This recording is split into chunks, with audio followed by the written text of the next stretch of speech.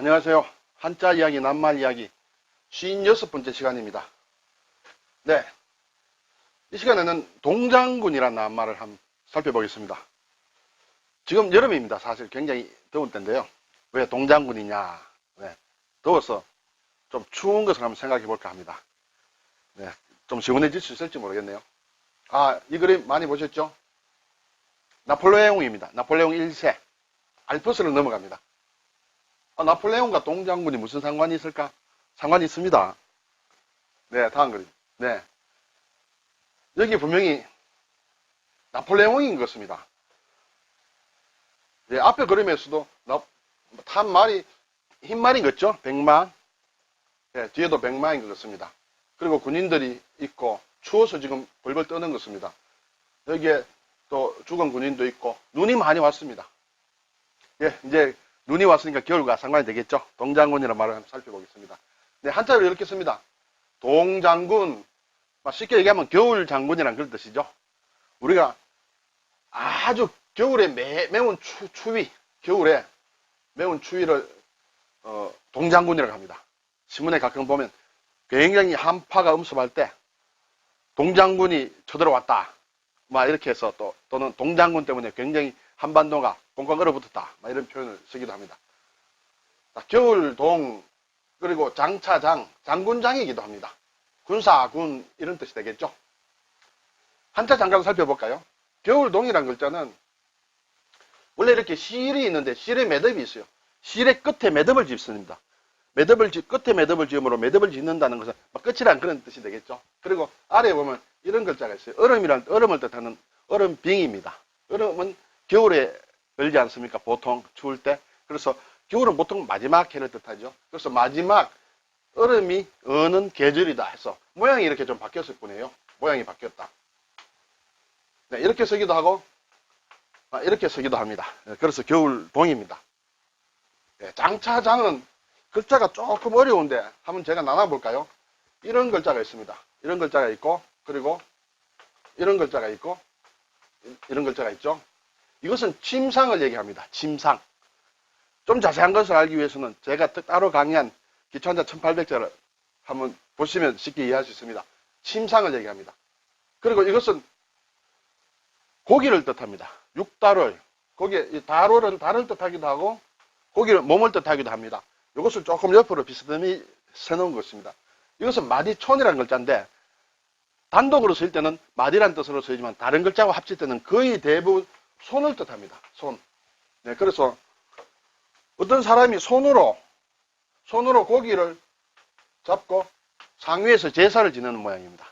그래서 그것은 옛날에 전쟁터에 나가기 전에 장군이 전쟁의 신에게 먼저 제사를 지내고 나갔습니다. 그래서 손으로 고기를 잡고 제단에서 제사를 지내는 사람이다. 그 사람이 장군이다. 그런 뜻이 됩니다. 군자도 보면 이렇게 두 개로 나눌 수 있습니다. 아래 글자는 잘 아시겠습니다만 술의 거입니다. 어떤 때는 거라고 어떤 때는 차라고도 하죠.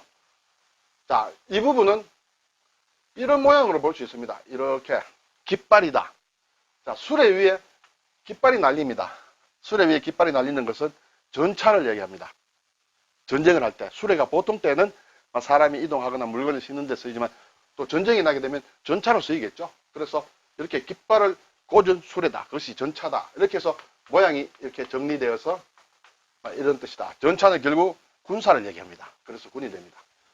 자, 동장군은 겨울 장군이라는 뜻인데 겨울에 매운 추위를 얘기한다. 유래가 어떻게 되느냐 하면 앞에서 본 나폴레옹 1세가 러시아를 침공합니다. 1812년 5월 달에 러시아를 향해 들어갑니다. 자, 그런데 9월이 다 되도록 모스크바를 제대로 공략을 못했습니다. 중간중간 가는 동안에 러시아 장군이 초토 전술을 펼쳤습니다. 우리 앞에서 55회에서 이렇게 초토화란 말씀을 드렸는데 그처럼 전부 민가라든지 이런 걸 불을 태우고 사람을 소개를 시키고 먹을 음식을 놔둬놓지 않습니다. 그래서 굉장히 힘들게 갑니다. 진격을 합니다. 그래서 결국은 러시아 모스크바에서 추위를 만나게 됩니다. 굉장한 추위를 만납니다. 러시아의 초토 전략과 겨울 추위를 만나서 결국은 러시아에서 35일 만에 퇴각을 합니다. 항복을 받지 못하고 러시아 군인들은 싸우지 않고 도망만 갑니다. 계속 물러납니다. 그래서 그 초토 전술 속에서 가다가 나중에 결국 겨울을 맞이합니다. 그래서 영국의 신문 기자가 물었습니다. 나폴레옹에게 아니 왜 이렇게 퇴각을 합니까? 왜 후퇴를 합니까? 하니까 나폴레옹이 우리가 이번에 동장군에게 패퇴했다. 제너럴 윈터 동장군에게 이렇게 져서 이렇게 어쩔 수 없이 졌다. 그래서 퇴각을 한다. 이렇게 해서 신문에다 날렸습니다. 여기에서 말이 유래가 되어서 동장군이라는 그런 말이 생겼습니다. 그런데 나중에 학자들이 연구를 한 결과 사실 1812년도에 겨울은 모스크바의 겨울은 그다지 춥지 않았다고 합니다.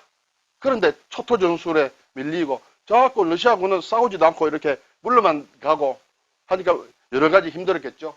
5월 달에 얇은 옷을 어쨌든 입었습니다. 얇은 5월에 봄옷을 입고 가서 지금 겨울이 되었으니까. 그렇지만 러시아군을 이기지 못했습니다. 그래서 프랑스 황제인 나폴레옹은 우리가 저 시골뜨기 같은 러시아군을 이기지 못하니까 상당히 창피스러웠겠죠. 특히 영국 기자한테. 그래서 우리가 추위 때문에 졌다. 동장군한테 졌다. 그런 얘기를 해서 생긴 것이 동장군입니다. 한자 문화권에서 이렇게 쓰고 있습니다. 수고하셨습니다.